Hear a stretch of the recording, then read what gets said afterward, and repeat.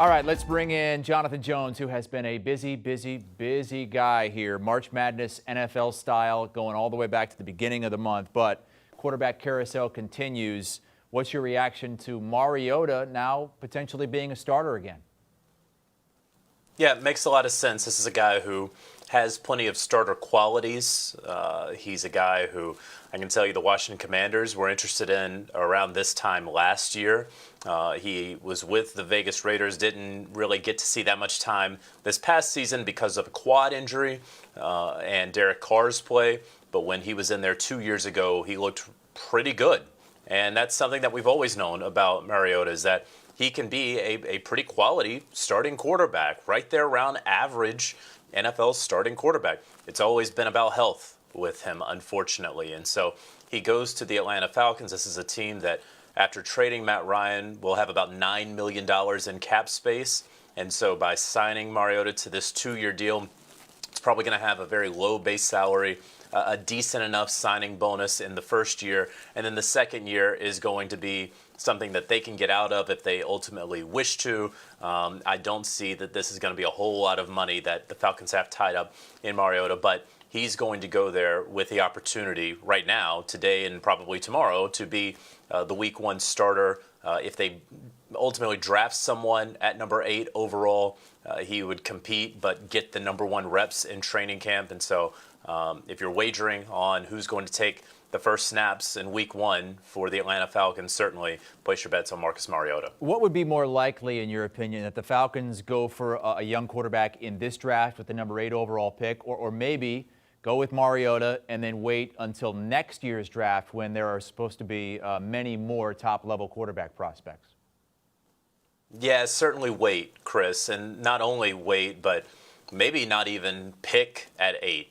Trade back and collect assets in the form of draft picks and get some young, cheap labor here for a team that doesn't have the money to spend on veteran labor. I mean, this is a Falcons team.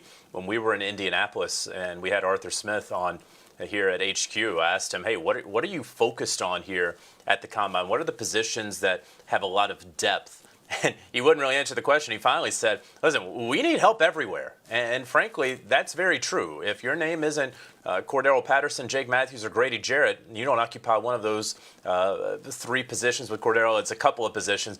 You need help everywhere in the Atlanta Falcons 2 deep. And so, they could target any number of areas right here. We see Ryan Wilson's latest mock draft and Kyle Hamilton. Yeah, they'd love for Kyle Hamilton to fall to number 8 there and draft him. I think the best course of action for the Falcons would be, again, to trade back and accumulate assets. But frankly, so many of the teams above want to trade back. It's all about finding that partner. It's going to be really hard to trade back when you have the New York Giants picking there at 5 and 7.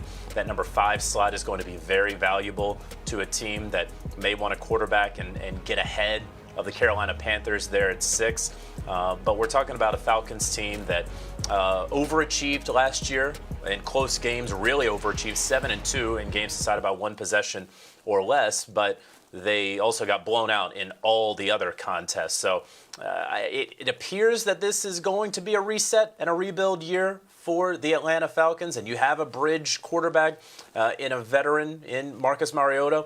That's what it is set up to be. We'll see, though, because I don't know that the Falcons really want to take a step back again after going 7-2 in those close games, learning and knowing how to win in close games, and now hitting the reset button here in year 2 of the Fontenot-Smith regime.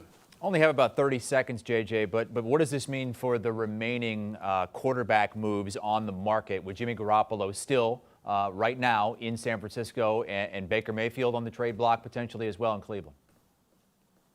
Yeah, I think we're going to see things cool off a little bit, right? I'm not at all surprised by this flurry of activity right now, but now that Jameis has been taken care of, now that we have found a landing spot for Matt Ryan, now that Mariota is now off the market, Baker Mayfield still not getting any calls on Baker Mayfield. Jimmy Garoppolo, not sure the 49ers are going to see the trade sort of capital that they want back for him right now. And so because of that, I think we're going to wait a little bit. All right, Jonathan Jones with us on more Quarterback breaking news in the NFL. Each and every day it is something new. Marcus Mariota likely going to be the starting quarterback going into the season for the Atlanta Falcons, unless they go for a quarterback in the draft. They traded away Matt Ryan earlier in the day to the Colts for a third-round pick. You had the big Deshaun Watson trade come down late last week from the Texans to the Browns. And right now, Drew Lock is listed as the starter in Seattle. Still could be some movement there. I don't know many Seahawks fans who are going to like the sounds of Drew Lock as the starting quarterback going into the season. So could have some more movement, but JJ says as of right now, might cool off for a little bit. Do you want a sports network that delivers everything that matters about the game? The highlights, the picks, the instant analysis, no yelling, no fake debates, no politics. Hit the subscribe button and never miss a moment.